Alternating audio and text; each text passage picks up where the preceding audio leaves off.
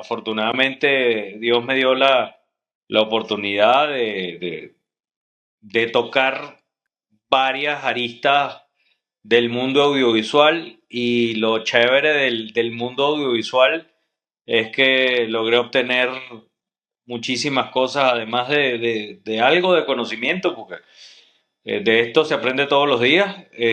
Más que todo me trajo amigos, familias, alumnos que se han convertido en mis maestros ahora también. Este, y eso es lo más sabroso.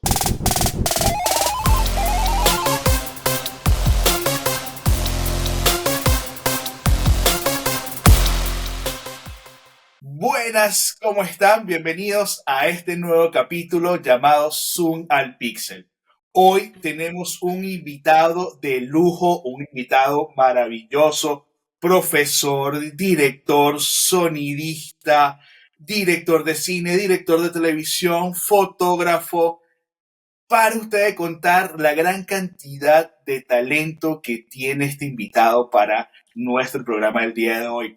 Para mí es un honor tenerlo acá, así sea a la distancia, pero fue mi formador, fue el que me capacitó para poder yo estar donde estoy el día de hoy, al cual le agradezco, no solamente yo, y sé que muchas personas le van a agradecer porque siempre lo que hizo fue dar siempre lo mejor de sí en cada clase, en cada proyecto, y lo sigue haciendo. Para mí es un honor presentarles a Daniel Oseches. Bienvenido, Daniel, a este episodio llamado Zoom al Pixel. Gracias, mi querido Gibra. De verdad, un honor participar, y la invitación. Bárbara introducción. A veces uno no se da cuenta lo que uno hace o transmite hasta que otro te lo dice. Como diría mi esposa, me aguaste el guarapo con esa introducción, ¿va? Este, pero bueno, nada, sí, afortunadamente Dios me dio la oportunidad de tocar varias aristas del mundo audiovisual, y lo chévere del mundo audiovisual es que logré obtener muchísimas cosas, además de algo de conocimiento, porque de esto se aprende todos los días. Más que todo me trajo amigos, familias, alumnos que se han convertido en mis maestros ahora también. Este, y eso es lo más sabroso. Normalmente traté en cierta época de dar clase, en la época en la que tú estuviste, una enseñanza que me hizo mi padre en su momento, que a la hora de entrenar, no entrenes a alumnos, no entrenes a asistentes, entrena a sustitutos o gente que vaya a ir más arriba. Y esa es mi filosofía, y bueno, tú eres uno de los grandes ejemplos de ese proceso de enseñanza, y varios más que por ahí pasaron por este bello podcast.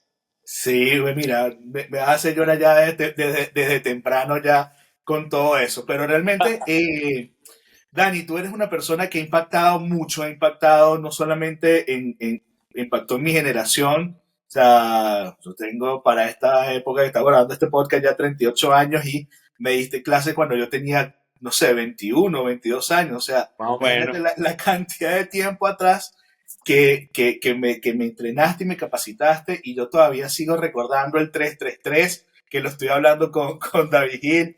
Eh, y muchas cosas que siempre las llevo, y conjunto con mi esposa Samantha, la aplicamos en todo lo que es nuestro diario, rutina de trabajo.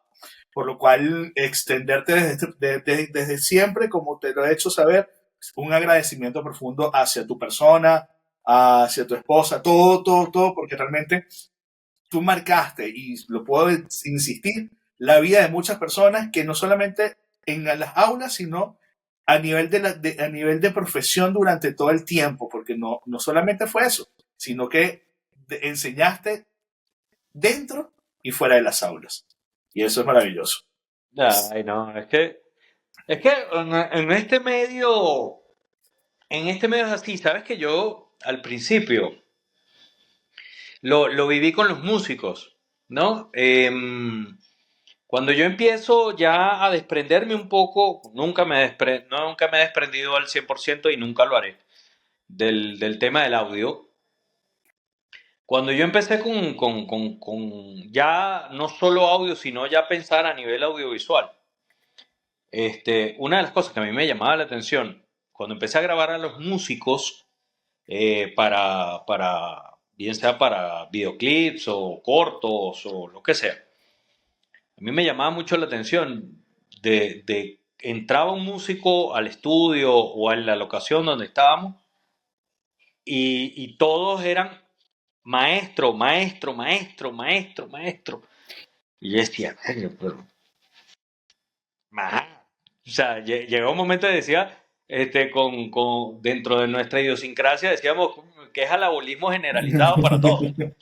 Este, y ya con el tiempo me di cuenta del por qué. O sea, yo, por ejemplo, veo cosas que tú haces en tus redes, lo que hace mi buen y querido alumno fuera de aula, David, Jorge, Luis, y yo digo, wow, están haciendo cosas increíbles de las cuales hoy en día a veces me cuesta decir o a veces me cuesta digerir el método, ¿no? Este, entonces ahí básicamente caí en cuenta de mucho de lo que han hecho los muchachos y tu generación a la que tuvo el gusto de alguna manera formar parte de su formación y digo, Dios mío, se convirtieron literalmente en mis maestros. O sea, veo lo que hacen y digo, ok, ¿cómo lo hicieron? Ah, hicieron esto, hicieron esto, hicieron esto. Ah, de repente lo voy a poner en práctica en ciertas cosas. Y por eso entendí mucho del por qué le decían entre músicos maestros, porque de alguna manera todos, sobre todo en este medio audiovisual, que es un medio muy creativo, es un medio de feeling, de mood, de estados de ánimo, de todo, terminas prácticamente aprendiendo, evolucionando y creciendo, y eso es lo más rico y eso es lo más sabroso que puede pasarle a un ser humano, estar evolucionando y creciendo todos los días, a pesar de muchas cosas, pues. Sí, es así. Dani, voy a comenzar con la primera pregunta. Bien sabido, tú eres fanático de Star Wars, empedernido y te fascina. Pero quiero irme un poco más atrás con respecto a todo esto, ¿ok? Eh, ahí está tu figurita, tu Stormtrooper. Por Eh, ahí. mira, eh, ¿cómo nace tu amor por lo audiovisual? Eh, Porque esto debe haber nacido hace muchos años. ¿Y qué momento clave fue como te hizo ese clic así como que por aquí es donde me quiero ir, por aquí es donde quiero que forme parte de mi vida para siempre? ¿Por qué resalto lo de Star Wars? Porque no sé si fue a través de esa película, pudo haber sido a través de un comercial, de un videoclip. ¿Dónde nace eso? Bueno, mira, a mí me marcaron varias cosas, ¿no? Em, Como te digo, primero empezó con el tema del audio y bueno, esto es una anécdota que siempre hemos comentado mi hermano y yo, nosotros de adolescentes jugábamos a la radio. Mi hermano Abelardo eh, siempre fue el locutor de toda la vida, siempre fue su pasión, la comunicación social, etcétera. Y yo era su operador de audio de la radio. Toda la vida me encantó esa parte. De hecho, mi abuela, mis padres me tenían pánico porque yo me la pasaba desarmando las cornetas. Bueno, acá le dicen bocina, speaker, como le quieran llamar. Yo los desarmaba los equipos, los exploraba, revisaba, me di mis corrientazos más de una vez por meter la mano mal, pero siempre me gustó, ¿no? Y siempre me gustó esa parte creativa, me gustó siempre crear. Yo jugaba, a veces, ciertos periodos de crisis. más bien lo que te explotan es la creatividad. Y yo veía que mis amigos a veces tenían ciertas cosas, yo no las tenía, y yo me las imaginaba, no sé, por decir algo, de niño hacía castillos de cartón, cortaba cartones, hacía castillos, hacía cámaras de teletransportación, etcétera, ¿no? Y de alguna manera Star Wars, cuando la primera vez que la vi, perdón, estamos hablando, yo tendría no más de 5 años, en los 80, empezandito los 80, en 1980 aproximadamente, yo la veí en mi querida Radio Caracas Televisión. Vi la película la primera vez y fue impactante. O sea, ya hoy en día tú ves los efectos contra lo que hace el VFX y entre otras cosas, y tú dices, wow, sí, el VFX se ve mucho mejor, hace muchas cosas más.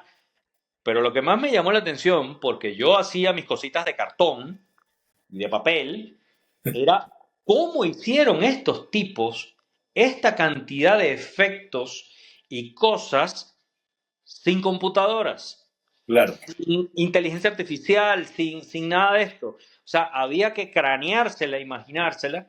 Entonces, por eso me volví muy fanático de Star Wars. Primero, me impactó como película en mi niñez ver autos que vuelan, naves espaciales, motos que vuelan, o sea, todo ese tipo de cosas. Y bueno, por supuesto, los sables de luz y todas estas cosas. Entonces me explotó la creatividad y entonces empecé a jugar y como no podía comprarme en ese momento mis juguetes de Star Wars, los hacía. Imagínate. Entonces, sí, entonces, ¿qué pasó? A medida que va pasando el tiempo, afortunadamente mis padres fueron benevolentes conmigo, y bueno, me empezaron a regalar mis cositas de Star Wars y fui muy fanático de la serie, de la trilogía. Pero ¿qué pasa? En algún momento vi un making of de Star Wars. Y ahí empezó mi amor por el audio, porque lo primero que vi fue cómo hicieron el sonido de los sables de luz y los disparos de los lasers, o sea, todo, de cómo hacían el sonido y el sound designer me atrapó, pero por Por completo. completo. Aparte de eso, yo tenía, como te comentaba, mis juegos de DJ y de radio, entonces el tema fue de cómo hago para profundizar de esto o estudiar esto. Entonces, en un momento, lo típico de todo adolescente, cuando ya llegas a cierta adolescencia y te empieza a influenciar Metallica, Guns N' Roses, Led Zeppelin, Black Sabbath, etcétera, un largo etcétera, entonces lo típico, no, vamos a hacer una banda en el colegio. Entonces tenía a mi pana Juan Carlos Suárez, que está en Argentina, guitarrista, y otros panas más, nos juntamos, y bueno, yo era el baterista del asunto, pero yo no tenía batería. Entonces, lo Te la típico, creaste. me fabriqué mi batería a punta de cuñete, tobos, etcétera. Lo fui transformando hasta que después compré ciertas cositas y ya se parecía Sí. medianamente a batería. Entonces, pero por supuesto, con eso ensayaba y practicaba mis independencias de movimiento, etcétera, rítmica, etcétera. Y después, evidentemente, para los toques no podía llevar ese poco de potes ni nada de eso. Entonces, tenía un pana que me prestaba la batería. Entonces, bueno, hicimos música y toda la cosa. Se nos va el bajista. Y entonces yo le digo al guitarrista Juan Carlos, le digo, mira, brother, o sea, conseguir un baterista va a ser fácil. Casi que todo el mundo le entra palo a esa vaina. Enséñame a tocar el bajo. Y entonces empiezo a tocar el bajo sin leer partitura ni nada. Afortunadamente mi oído fue bastante interesante, pero aprendí a leer cifrado. Entonces con el cifrado ya más o menos le daba al bajo, seguía las notas, etcétera. Y un día entré a un estudio de grabación por primera vez en mi vida.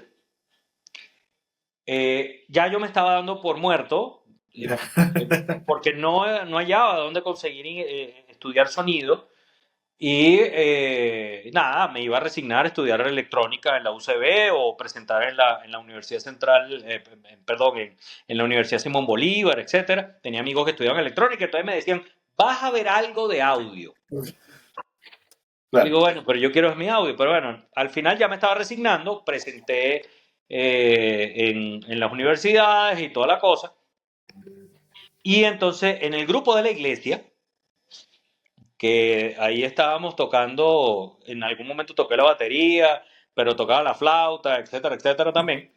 Este, nos dice un compañero, mira, para mi tesis de la universidad tengo que hacer una campaña publicitaria sobre el ambiente, etcétera.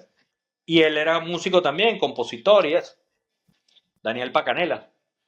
Y entonces vamos, y me dice, vamos a ir a un estudio en San Antonio de los Altos a grabar. Y yo, en San Antonio hay un estudio. ¡Oh! No, no puede ser. Y nos lanzamos. Te estoy hablando que esto fue en el año 92 aproximadamente. Y nos vamos para el estudio de grabación. Y cuando entramos, para mí fue ya.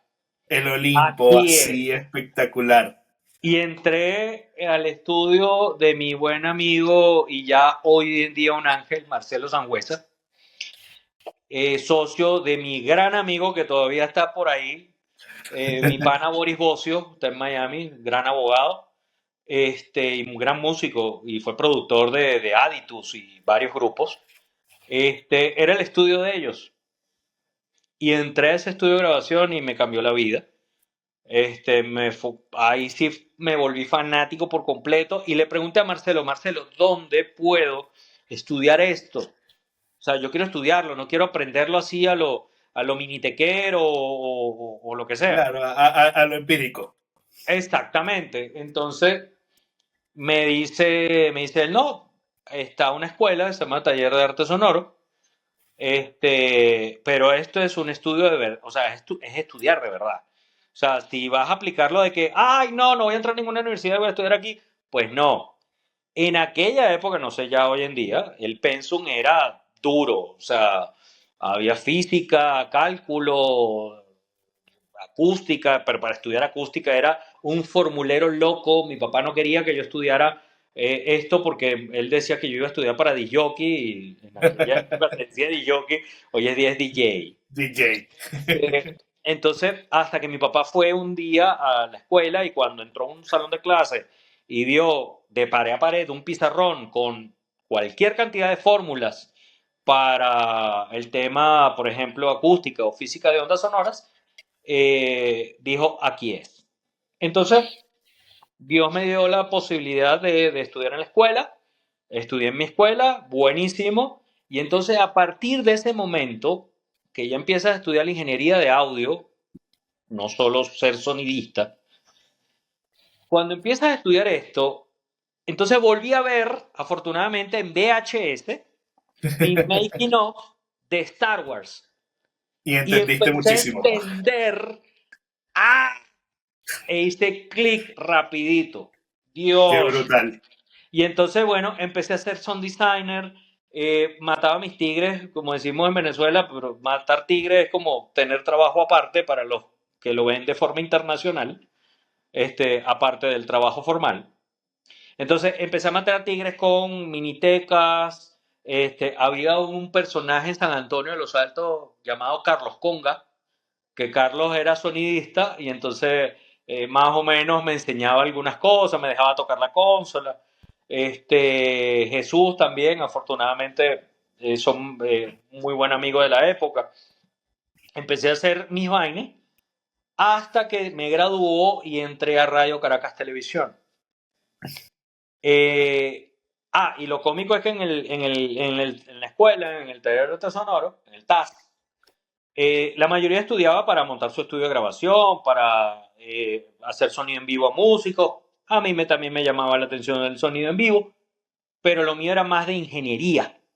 Lo Ya. mío era más. ¿Por qué? Porque, ojo, fui muy malo con la música académica, malísimo. Y ahí también le doy crédito a los panas músicos, que son unas bestias.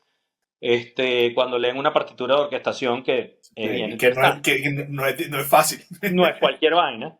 Entonces, nada, llegó un punto en que dije, wow, eh, esto es lo que yo quiero. Y entonces en Radio Caracas, bueno, entré en la parte de electrónica, en el taller y entonces era como que en mantenimiento y tal. Ahí estaba yo más buscando la parte operativa, pero me cayó fue la parte electrónica. Pero en la parte operativa, perdón, sí, en la parte operativa y en Radio Caracas conocí un gran amigo que después fue fundador de Mediax, que es mi pana Carlos La Sala. Y bueno, super panas, trabajábamos juntos, súper bien. Y pasé un periodo muy bonito en Radio Caracas Televisión. Nos reencontramos hace poco en un grupo y ya prácticamente somos un montonón, donde hacíamos cosas interesantes. De hecho, hacíamos las reparaciones, mantenimiento y todo esto, pero también hacíamos como que jornadas creativas de, bueno, hay que hacer un transmisor FM. Entonces era Y volvió a nacer tu niño interior de crear. de crear cosas. Entonces, por ejemplo, los del taller de técnico de videotape hacían una versión, nosotros hacíamos otra, o hacíamos como ferias tecnológicas improvisadas. Entonces uno hacía un carrito control remoto, mi pana, el Panex Rafael, que en paz descanse, hacía sistemas de riegos automatizados. En base a la luz y entonces disparaba sistemas de riego, o sea, Qué hacíamos de brutal. todo, Qué brutal. súper bonito. Entonces, pero después pasé una época un poquito ambiciosa, no me salió bien, y aquí es donde viene lo interesante de tener que adaptarse a muchas cosas, y Sí. viene muy al dedo de tu zoom al pixel. Eh, Pasé una época un poco complicada con el trabajo, porque me fui de Radio Caracas para otra empresa que iba a hacer algo que al final no se dio, y bueno, al final terminé prácticamente en la calle. Y entonces empecé a que sí, a hacer cositas creativas, pero desde el punto de vista de instalación. En aquella época era el boom de los home theaters y tener un home theater era casi algo de Es, lujo sí, y era era de poca lujo. gente la que podía instalarlos y instalarlos bien. Entonces me Sí, pues certifiqué tenía para, su ciencia. sí, me certifiqué para eso por varias marcas, trabajé con varias personas en eso, cometí mis errores también, etcétera. Pero mi meta era trabajar para algo un poquito más y en ese momento ese algo más era HBO Latin American Group, que estaba en Venezuela. Y entonces todo el grupo era Mundo, Sony, Warner, Ujú. HBO, etcétera. Y bueno, después de darle, intentarlo, meter papeles, bueno, ¿qué no hice? Logré entrar a HBO para cubrir vacaciones. Y afortunadamente después de cubrir vacaciones de un gran amigo que fue el que básicamente fue el que me metió en HBO, fue Daniel Zalca. Ahí conocí muy buena gente, Julio Sosa, mi hermano del alma, Daniel Zalca y un pocotón de gente, Frank, bueno, hoy en día que son realizadores también. Pasó algo interesante. Me tocó trabajar en la parte de audio, solo audio, mezcla y postproducción de audio para video, hacer sound designer. Me tocó hacer las dos campañas que marcaron también mi vida. Tenía que ver con Star Wars también, cuando empezaban todos los temas de hacer las precuelas. Ujú. Y me tocó otra gran película, o dos grandes películas hacer, que fue Matrix y Lord of the Rings, El Señor de los Anillos. ¿Cuál era mi función o cuál era nuestra función? Porque éramos tres. A nosotros nos daban la película para hacer las promociones para HBO, para América Latina, pero nos daban los diálogos solamente, o las partes de diálogo, pero entonces en Muy la bien. promo tú veías las escenas de disparos, golpes, pelea, explosiones, de cien por todo, ciento musicalizado. exactamente, pero entonces estaba todo mezclado. Y entonces de repente el productor necesitaba hacer algo en particular y la música molestaba. Entonces claro. teníamos que hacer el Foley Oh, completo y de hacer cero. todos los efectos completos. Y entonces volvimos a ese tema creativo y le agarré más amor y sobre todo más amor al cine porque empecé a entender todo lo que implicaba el cine en particular. Y esas películas me permitieron más de unas promociones. Yo tenía que usar mi voz, por ejemplo, los Ents, que son los árboles del Señor de los Anillos, en su lenguaje. Entonces yo hacía las voces, pero entonces las procesaba, las reprocesaba, pero entonces las procesaba con criterio, con decir, bueno, voy a usar un aparato, un equipo que se llama Eventide. Entonces con el Eventide cambio, lo armonizo, hago subtonos, subarmónicos, etcétera. Hacía de todo. Y entonces rehacíamos la banda sonora de la película para la promoción. Wow. Y esto fue espectacular. Hasta que, para hacer el cuento más corto, comenzamos a interactuar con material propio de HBO, que era, por ejemplo, el Festival de Cine de San Sebastián, el Festival de Cine de Venecia. Entonces empezabas a ver, conocer directores, productores de las grandes películas en los festivales. Y ahí yo dije, sí, tengo un amor espectacular por el audio, pero hay algo que me está llamando a la Que te realización, atrae. sí, de video y tal. Y entonces ahí fue cuando yo dije, mira, voy a empezar a comprarme mis cositas y después de mucho trabajo, un préstamo, etcétera, compré mi primera cámara. Era una JVC GY110, me acuerdo del modelo. Fue la primera cámara, me acuerdo que en su momento Julio Sosa salió de HBO y montó su empresa, se llama Rebel Digital Producciones, o mejor conocido como Rebelca. Y él tomó la representación de JVC en Venezuela y era la primera cámara Full HD que llegaba a Venezuela. Entonces yo le Imagínate. dije a Julio, hagamos algo. Yo, porque Julio me decía, mira, yo para ser reseller tengo que importar equipo y tal, y yo esa cámara no la puedo traer así nomás. Entonces yo le digo, bueno, más una cosa, yo te la compro, dame precio demo, la usas para demos, para mostrarla a los canales, etcétera, pero la cámara es mía, te la compro yo, pero dame el precio demo. Entonces hicimos ese trato y me la trajo. Mira, fue casi que un antes y después, porque me fui hacia el tema de registro de video, grabar video, pero lo hacía también de forma muy empírica. Lo que yo veía en HBO, Lo trataba de intentabas de imitar replicar. con mi cámara. Pero me pasó exactamente lo mismo que con el audio. Dije, no, o sea, está muy lindo esto, pero yo tengo que aprender a hacerlo. Claro. Por supuesto, Radio Caracas Televisión para mí fue una escuela brutal, Era la porque escuela general. total. Y además que en Radio Caracas había una escuela, porque por ser el primer canal de televisión en la historia de Venezuela, prácticamente, eh, ellos tenían que formar la gente que iba a trabajar ahí Claro. en el siglo pasado. Y todo fue muy, muy empírico inicialmente, pero también había que leerse libros, de hecho, mucha gente de Radio Caracas terminan formando la Escuela de Telecomunicaciones de la Universidad Católica Andrés Bello. Era gente de que estudió electrónica en la Simón Bolívar y tuvo que adaptar electrónica con lo que es la industria de la televisión, o sea, es una historia increíble. Entonces, ellos en esa escuela que ellos tenían, yo hice mis talleres y cursos de video, y entonces, bueno, vi videotape, lo que es la ciencia del video, que en aquella época, bueno, era trabajar con TIC de sincronismo vertical, horizontal, burst, multiburst, leer un forma de onda, valores, escala IRE, de S- todo, de todo. Saber manejar una moviola.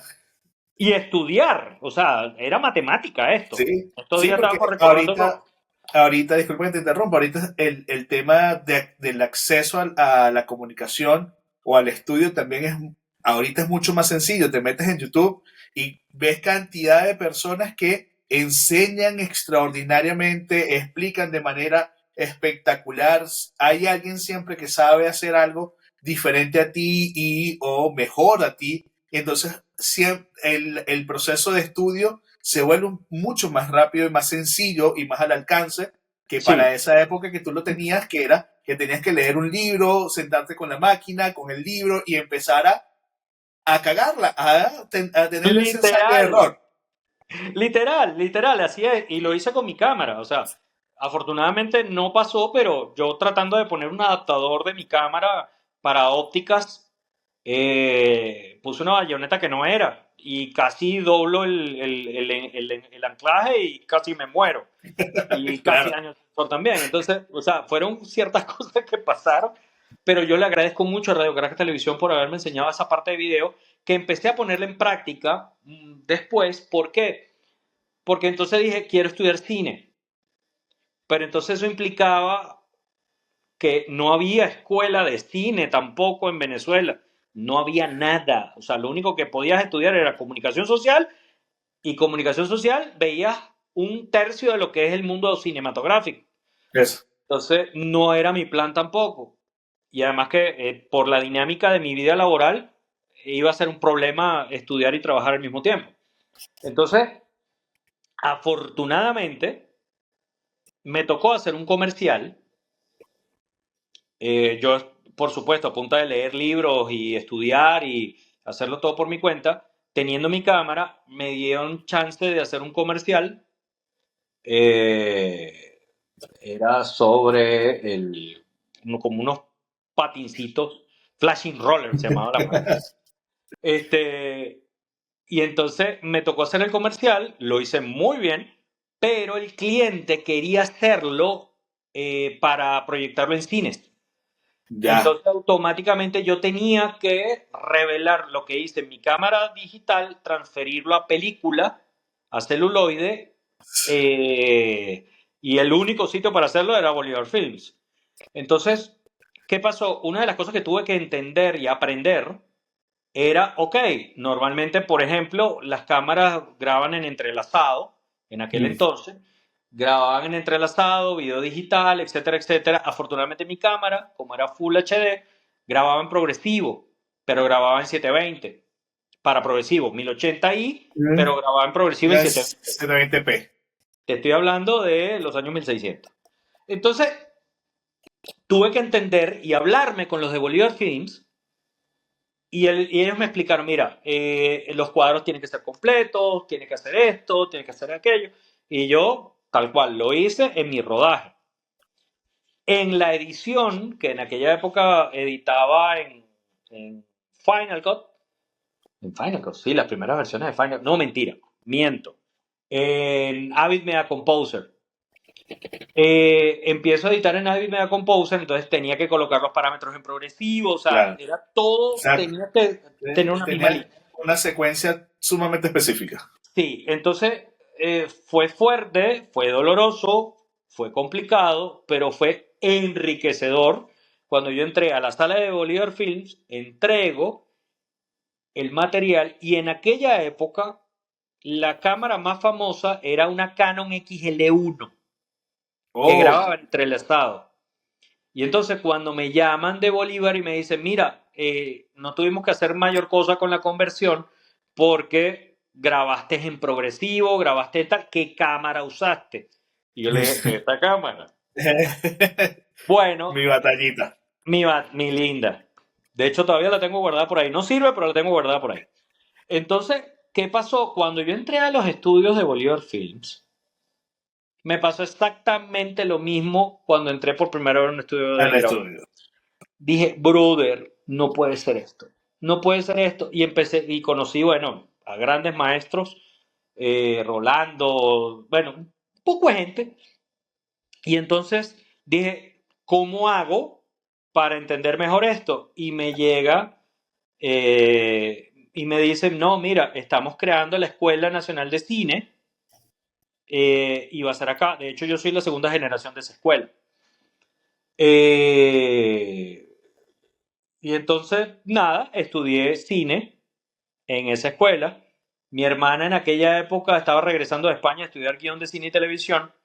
Y en esa escuela entré con otra gran amiga, Leomar Ñáñez, y entonces entre los tres estudiamos en la escuela. Y fue, ya definitivamente dije, bueno, ahora Aquí voy a es. combinar, sí, aquí es, y aquí fue. Tuve la fortuna de hacer mi primer cortometraje, gané 2 premios con ese cortometraje, el siguiente paso. Lo grabé con mi cámara. Este, y, y ahí sí yo dije, esto es lo mío, esto es lo mío. Ya definitivamente esto es lo mío. ¿Por qué? Porque empecé a entender la semiótica que hay en cada plano, en cada sonido. Y ahí fue cuando yo dije, el cine es lo mío, ¿por qué? Más allá de si hago cine o no, porque el cine es el papá de absolutamente todo. De ahí es Todo, donde nace la todo. televisión, la fotografía, todo, todo. O sea, y por eso le agarré un amor brutal también a la fotografía.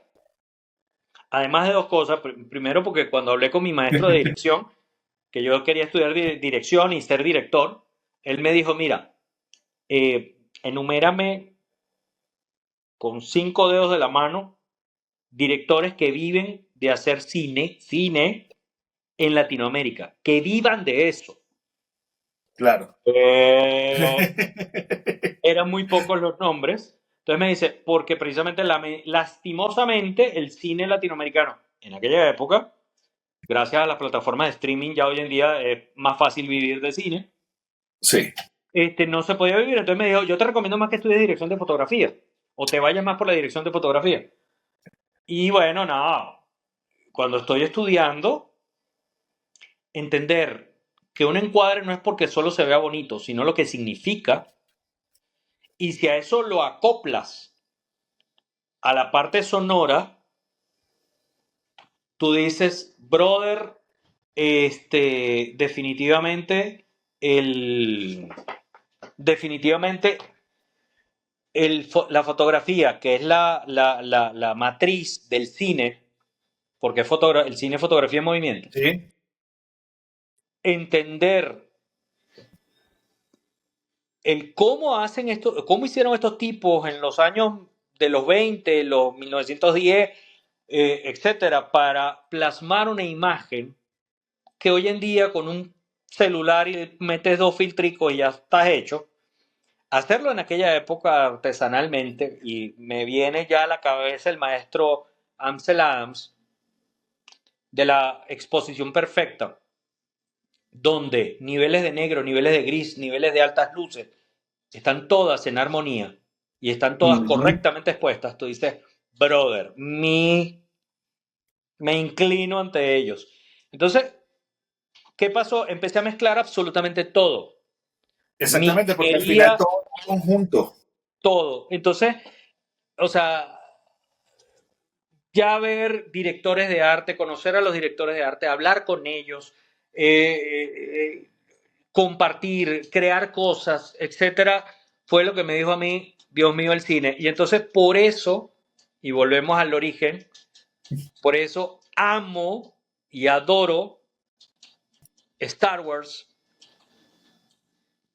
trilogías como Matrix, la trilogía de Lord of the Ring, y además de no solo eso, sino leerte, por ejemplo, en el caso de Lord of the Ring, leerte el libro también, este, te dice, hermano, definitivamente por eso el cine es el arte que es. O Sí, sea, es la que resume todos los artes de fotografía, porque la fotografía arrancó desde la pintura, entonces exactamente. baja a cosas como Rembrandt, bueno, Van Sí, ¿no? Gogh. Y en todos los esquemas de iluminación tienen que ver también con el tema de la pintura, la fotografía tiene que ver con el tema de la pintura. Entonces todo al final se vuelve un conjunto que se mezcla y lo que dices tú, o sea, todo vuelve a ser una armonía. de visualmente y es lo que ve el espectador, que para eso hay que saberlo interpretar y saberlo leer para poderlo plasmar. Bueno, y el mejor ejemplo es, lamentablemente, algunas últimas peliculitas de Marvel,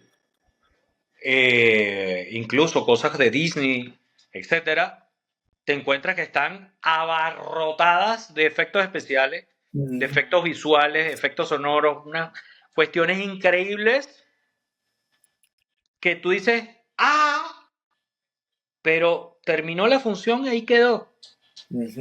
No O sea, trasciende. no forman parte. ¿Por qué? Porque simplemente son efectos que están puestos ahí para que te emocionen, te impacten, pero no te llenen.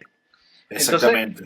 cuando tú lo unes con películas como, por ejemplo, eh, La ballena, que todo se hace en una sola locación, y es prácticamente un tipo gordo, Y tres obesísimo, personas. Y tres tres personas. personas máximo. Pero, Y ya. brother, o sea, te impactan. Y ahí hubo efectos visuales, hubo efectos de maquillaje, hubo dirección Iluminación. de arte, hizo todo. O sea, es una película que, bueno, Fraser se gana el Oscar por todo lo que hizo. Entonces tú dices, ¿cómo una película que seguro costó un tercio de lo que cuesta una película de Marvel hoy día, logró lo que logra? O películas que por ejemplo, desarrolló Tarantino. eh, bueno, hoy en día, por ejemplo, lo que hace Nolan, más allá de su extremo opuesto a la tecnología, yo no soy tan extremista con el tema tecnológico. eh, eh, Me gusta el tema tecnológico, pero si lo combinas con criterios, ¿ok? Claro. Por ejemplo, hoy día sabemos lo que hace, por ejemplo, software, hoy, bueno, que tú manejas a la perfección, como es el Premiere. Yo hoy en día migré, además de por temas de migración, lo que implica un costo, pero yo, por ejemplo, migré a DaVinci Resolve, por ejemplo. Pero es que Eh, Da Vinci está marcando una pauta muy grande con respecto Brutal, o sea, brutal. y el que no aprenda Da Vinci se va a quedar en la ola también. O sea, Sí, hay que aprenderlo. O sea, exactamente. pasa lo mismo que pasó con Final Cut. Final Cut, en un momento, migró del 7 al 10, no quedó. La gente migró a Premiere, ¿ok? Que retomando un poco del HBO, ¿sabes? No sé si tú sabes que yo tuve la oportunidad de dar clase en HBO a todo el edificio, como a 300, 400 personas, en el 2017 más o menos, cuando hicieron la migración de Final Cut a Premiere. Me Ajá, tocó capacitar todo el personal de Cinemax y HBO ajá. Latinoamérica. Y después pasa esto que vuelve ahorita DaVinci es un programa de excelencia de colorización, pero añadieron la parte de edición y la facilidad que está mostrando es absolutamente Total. impresionante. Total. Y prácticamente la versión gratuita tiene casi todo. Todo. Entonces, qué es lo que de alguna manera sí comparto con Nolan? El arte de hacer las cosas. O sea, más allá de que este pana usó IMAX, usó películas o ha usado películas a 70 milímetros, que los efectos visuales son más reales que visuales. Chévere. O sea, sabemos que a ese budget no vamos a llegar nunca. Mm. Pero lo que yo rescato de eso, y es lo que es preocupante de alguna forma, es la terrible dependencia que antes era la dependencia de los plugins y de los Mm. templates de los plugins, sin pensar que simplemente este se ve bonito, pum, lo pongo, se ve bestial, pero no hay un porqué, simplemente se ve bestial, punto.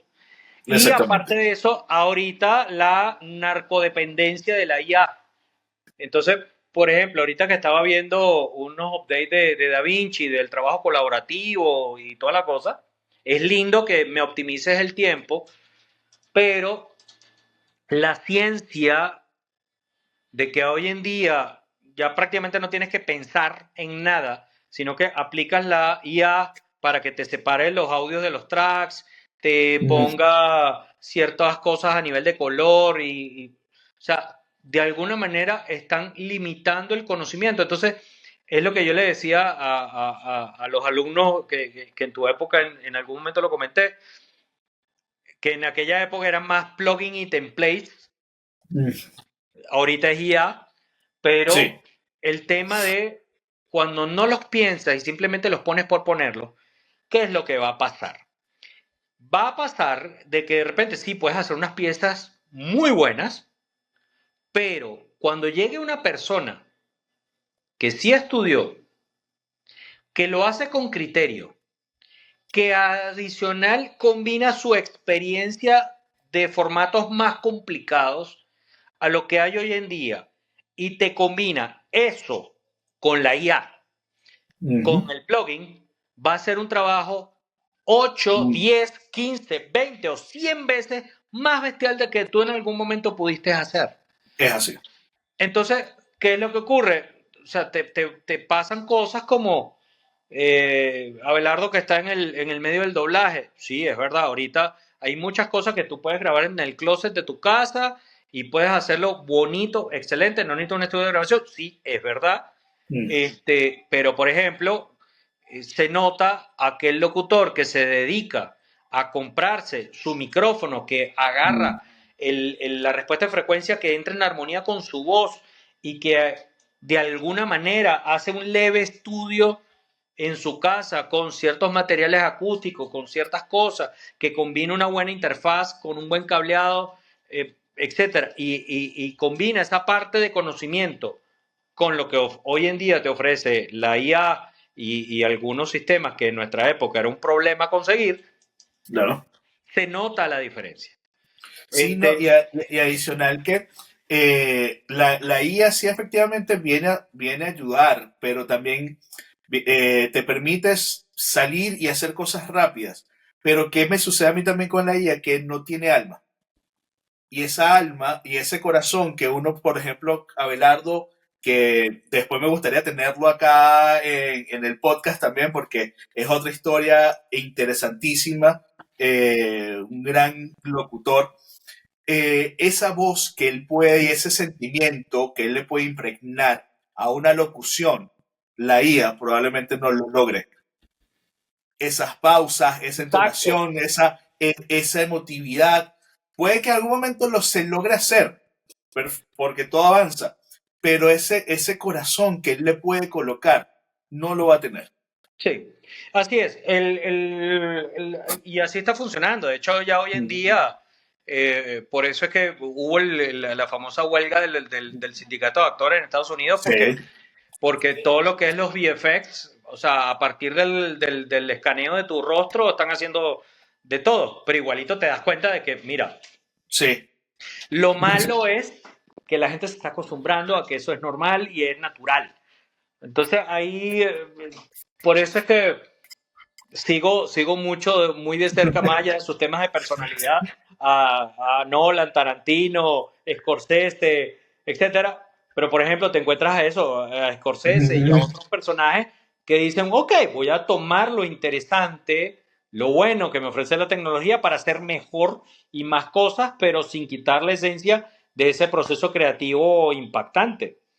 ¿Okay? No es lo mismo que una IA te diseñe de cómo debería estar la escenografía de una secuencia, de una parte de una película, a que te lo haga un artista, un director de arte, ¿no?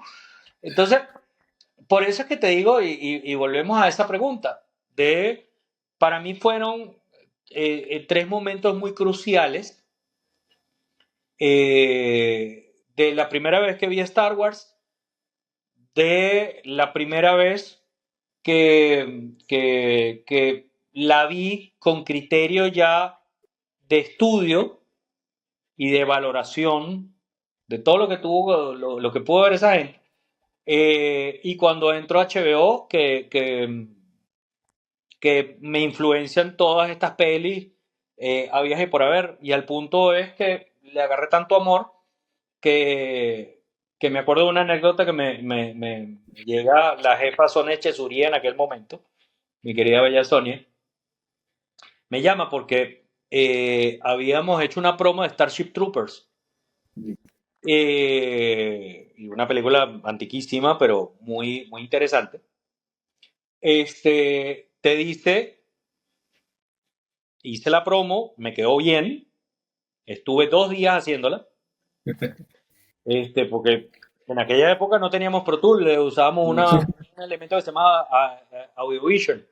Y era todo, o sea, era digital, grababas a digital, pero era manual todo. Y tenías que sincronizar todo con controles de código de tiempo, o sea, todo, Imagínate. brutal. Y yo hago mi promo y me llama Sonia. Me dice, Daniel, ven acá que vamos a ver la promo. Entonces me puso en la sala, en 2 betacanes digitales, mi versión y me dice, escúchala bien. Y yo, bueno, la escuché bien. Si hay algún defecto, perdón. Y además yo estaba prácticamente empezando en HBO. Le digo, perdón si hice algo mal y tal. Claro. Entonces después me pusieron la versión de HBO Estados Unidos. Y cuando yo escucho esa vaina, yo digo, La bueno, mía. está buena, pero la mía le ronca. Está por ahí. Y me dijo, Dani, la idea de esto es que de ahora en adelante quiero que todas mis promos suenen así. Yo le digo, Brutal. bueno, le digo, ¿estás consciente que tardé 2 días en hacer esa vaina, no? Entonces me dice, bueno, yo necesito que lo hagas. Y en aquella época logré ponerme en contacto con el ingeniero de allá para que me enseñara los truquitos y, y fue algo muy enriquecedor y es algo que aprecio muchísimo. Este, y al final del día, cuando tú empiezas a ver que casi han pasado 30 años desde que empecé en la televisión y en el medio audiovisual formalmente, doy gracias. Doy gracias a esas personas que influyeron en mí, a esos acontecimientos que influyeron en mí. Le doy gracias al cine, le doy gracias a Star Wars, le doy gracias a Matrix, le doy gracias a Terminator. Y además que lo interesante de Terminator es ya hoy en día que aparentemente Terminator es la precuela de Matrix. O sea, Dios, para reventarte la cabeza. Este, entonces, y me pasó cuando hicimos el Mundial de Qatar 2022, de cierta manera, yo participé en 2 mundiales en lo técnico, pero en el 98, Francia 98, me tocó la parte de audio. Y cuando me tocó aquí ahorita Qatar, que hicimos todo un despliegue, fuimos el primer canal en transmitir en 4K el mundial. Pero explica dónde en este momento del Mundial de Qatar, porque Bueno, realmente no sé, porque yo sé dónde estás y qué estás haciendo ahorita, pero explícame un poco sobre eso, no mucho, dónde estás y por qué transmitiste ese Mundial en bueno, 4K. Bueno, yo agarré rapidito, yo agarré, después que estudié cine y toda la cosa, sí, hay mercado para eso, es lo que paga las cuentas, pero yo odié la publicidad. Horrible, no me gustó.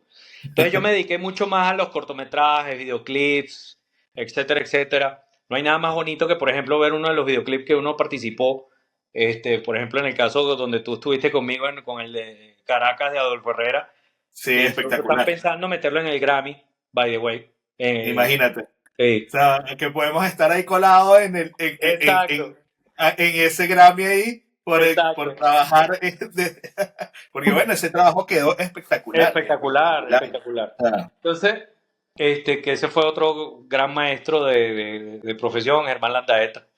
¿Qué es lo que pasa? Yo me desprendí de todo eso, porque no me gustaba. Entonces, con el tema del cine, cortometraje, etcétera, otro gran amigo que conocí en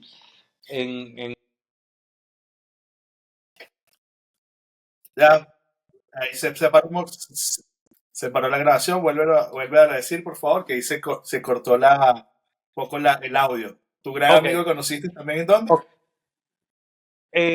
Carlos Hulet en Caracas, en Mediax.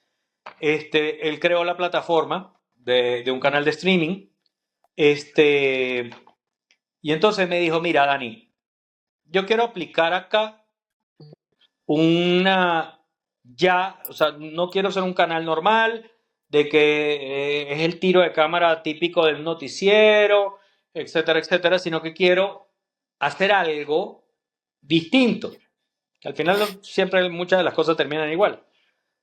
Todo está hecho, simplemente lo que haces es cambiarlo Sí, o adaptarlo. Entonces, pero que ahí fue donde tuvimos buenas experiencias con David, con Jorge y unos cuantos más. Y por eso fue que de alguna manera también traje a los que realmente confío para hacer ese trabajo, mi negra, bella llamada, también, era crear una secuencia con lenguaje cinematográfico pensado para la televisión. Y se creó un cargo que se llamaba gerente de realización, que fue el cargo que yo ocupé.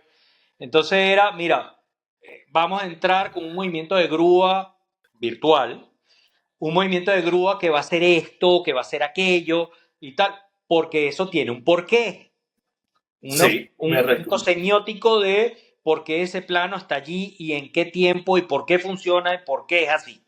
Entonces, fue una experiencia muy hermosa, pero bueno, la realidad hizo lo que casi 7 8 millones de personas tuvimos que hacer, tuvimos que emigrar, y bueno, se me abrieron las puertas acá en Guatemala con el canal Tigo Sports, donde buscaban un gerente de operaciones o un jefe de operaciones, donde acoplé mucho de mi conocimiento de televisión y realización, lo traje acá. Acá hay un gentío muy talentoso, editores, operadores de máster, etcétera, y una nueva generación muy interesante donde vine a aportar muchas cosas. Entonces, ¿qué pasó? Nos tocó hacer el Mundial, Rusia 2018. Trajeron una persona de México para que nos explicara cómo era el, el rundown de FIFA, entender a FIFA, etcétera. Y fue muy interesante porque tuve acceso a la información de cómo FIFA hace, o en la gente de la productora de FIFA, que es HBS, cómo hacen, cómo despliegan 64 cámaras en un estadio, cómo hacen para transmitirlas, cómo es el proceso de dirección, de ponchado, Wow. y me cambió también, yo dije, wow, impresionante.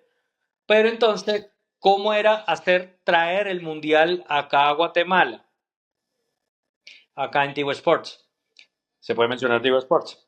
Entonces, ¿qué pasó? Que cuando nos tocó el 2022 vino un reto interesante que era no solo traer desde el punto de vista satelital la señal, la señal de satélite viene en 1080, pero aquí se ofreció el mundial en 4K.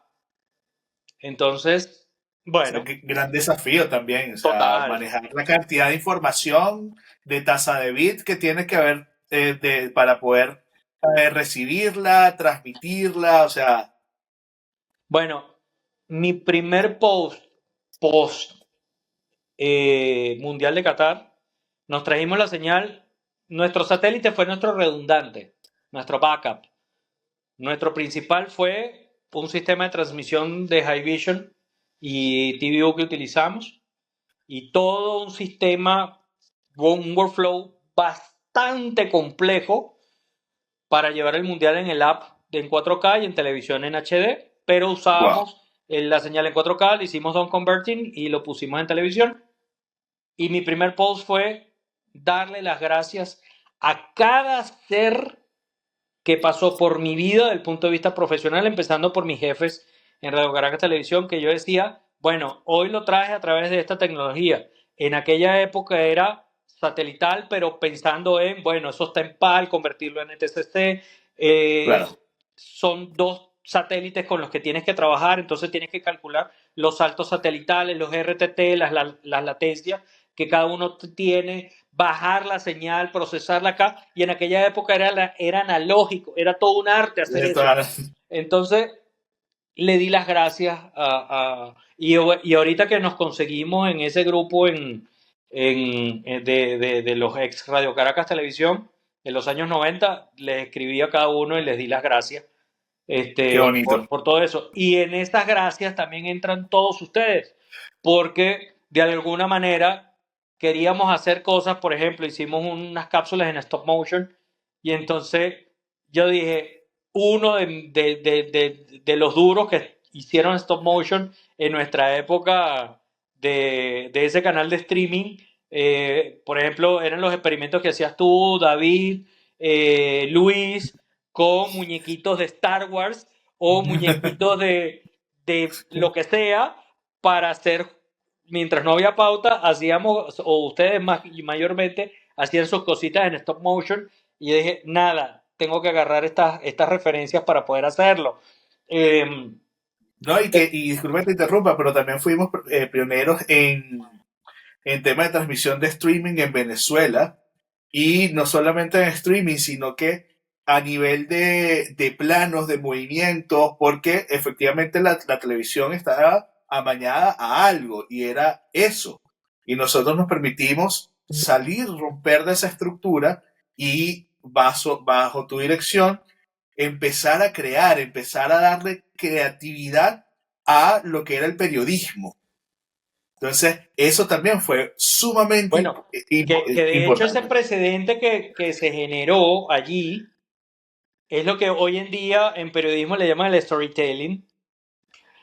A mí me encanta porque ahorita le ponen nombres a un pocotón de cosas que ya existían desde antes, pero bueno. Sí, Pero era, o sea, por ejemplo, o sea, cuando vi por primera vez Al Jazeera Plus o empecé a ver a la gente de VOX, dije, sí, ¿cómo contarte una historia sin tener imágenes de video? Y lo hacían todo con fotografía, con After Effects y otras vainas. Tú decías, wow, o sea, esto es hermosísimo. sí. Y están enriqueciendo muchas cosas. Lo que es importante es no perder el norte con ser farmacodependientes de la IA y de los plugins. Es Mira, mi Dani, ya tenemos una hora conversando. Impresionante, se nos pasó muy rápido.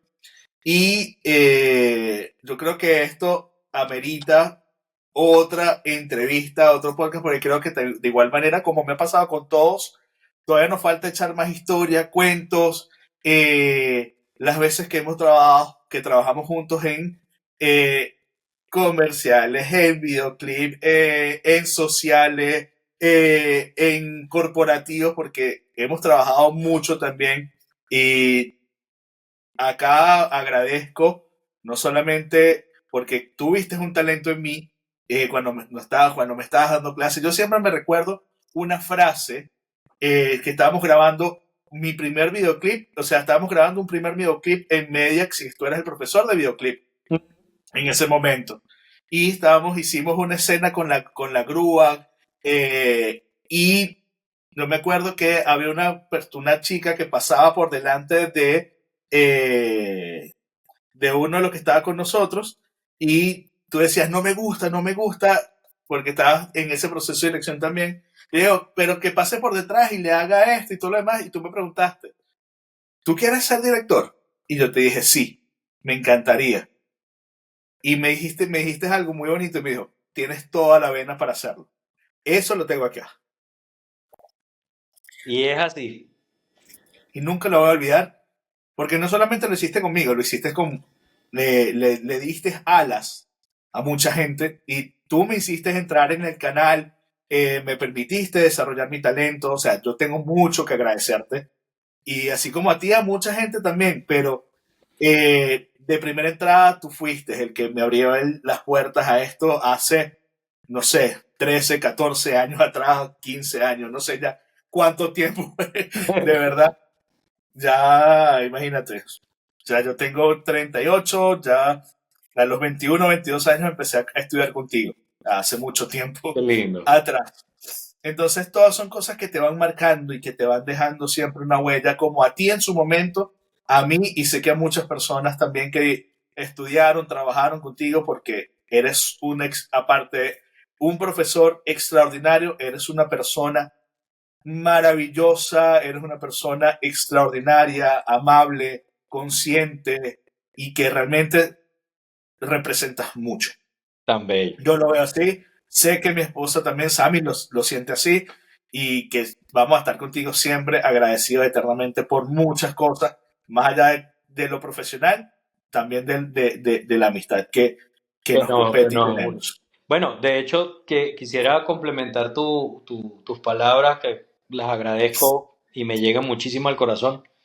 Y además llegan en un momento muy lindo. Porque, por ejemplo, ya cuando hay cambios importantes, cuando ya el budget no da, ahí es cuando tú empiezas a verle la costura a más de uno y a más de una institución. Y aquí es donde el tema de la creatividad tiene que entrar, y el tema de la gente, el sentir, el ser gente es lo que entra. Y a mí me marcó algo muy interesante. Es un detalle muy pequeño para algunos. Para mí fue enorme. Cuando montaste la escuela y veo que, Aula visual. ajá, y cuando veo que tu niña está allí y está tomando fotografías y está editando y está haciendo cosas, me dije a mí mismo, está hecho el trabajo. O sea, de que nuevas generaciones sigan el camino que uno inició a través de gente como tú, o de Sammy, de La Negra, de Jorge, Sergio, o sea, me recuerdo de muchos.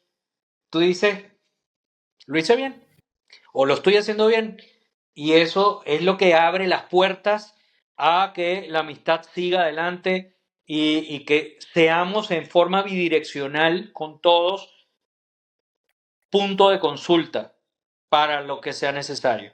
Entonces, por eso es que digo mucho de que mi visión es educar, entrenar, formar sustitutos y maestros que me superen. Yo no tengo la envidia de que este tipo ahora está haciendo esto y yo no llegue. Yo feliz, feliz, feliz por completo. Y bueno, a tu familia, que Dios me la bendiga siempre. Este, y que esos pasos que ya te están siguiendo lleguen a mucho más alto con buenas historias y buen material. Y además que hoy en día Amén. con un celular puedes hacer películas, entonces ya no hay excusa.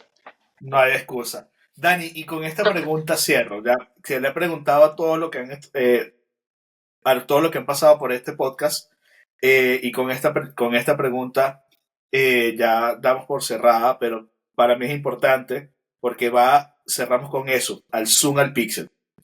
¿Qué le dirías a tu yo de ese pasado? Porque siempre, como le he dicho todo, siempre pensamos al futuro, ay, ¿qué va a hacer en 5 años, en todo lo demás? Pero a ese yo, a ese Daniel Oseche, chamito, que se emocionó por el audio, después después por el cine, pero que está en sus inicios y que realmente tenía ese gusanito por querer aprender todo este camino, que si regresas a ese, te encontrarías con esa persona, con ese Daniel del pasado, ¿qué le dirías? Bueno, está muy buena la pregunta.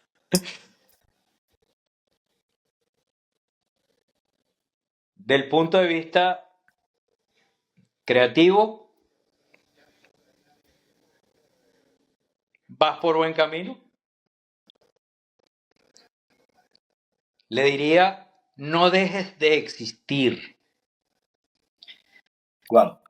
No dejes de existir. ¿Por qué?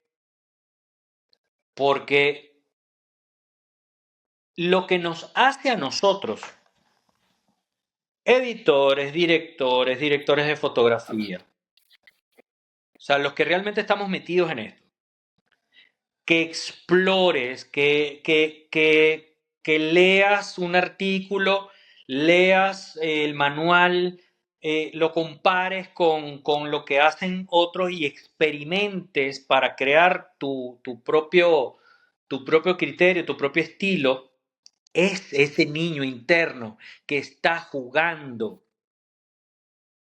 Cuando tapamos a ese niño que está dentro, nos volvemos mecánicos, nos amargamos, hacemos las cosas por hacerlas, por simplemente agarrar un dinero y ya.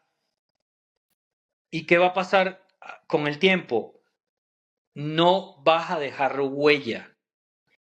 O sea, y por eso admiro tanto a Spielberg y a Lucas en ese sentido. O sea, los tipos pusieron a su niño interno a jugar y a sacar las cosas y lograron plasmarlas. Entonces, eso es lo que yo le diría. No dejes de existir, no me abandones y no permitas abandonarte. Que me abrume el préstamo, el carro, el estrés, el mercado al mes, el colegio del niño o de la niña, etcétera. No dejes que eso te tape y te opaque. Porque eres la gasolina, tú eres ese gusanito en el adulto que le dice, brother, hazlo, lánzate por la tirolina, monta la bicicleta, sal a jugar con tu máquina, con lo que sea. O sea, ese niño interno es lo que hace. ¿Y qué le diría? Cuando crezcas, por favor, además de estudiar cine, además de estudiar todas estas cosas, por favor, estudia la parte financiera, porque cuando aprendas bien la parte financiera te va a permitir seguir jugando sin que te duela. Muy buen consejo y creo que no solamente para el niño interior, sino creo que es un consejo para todo. Sí, Aprende Excel. así es. Aprende Excel. Mira, Dani, querido, de verdad, te agradezco tu espacio, tu tiempo. Gracias por abrirme tu corazón como siempre y poder llegar a tu píxel más interno. Creo que nos debemos otra conversa importantísima porque tenemos mucho todavía que contar, pero de verdad creo que maravilloso todo lo que hablamos el día de hoy. Así es. Así que bueno, estimados, hemos llegado a este fin de este maravilloso podcast. Recuerda suscribirte, darle like, deja tus comentarios y se vienen muchos más. Así que nos vemos. Chao.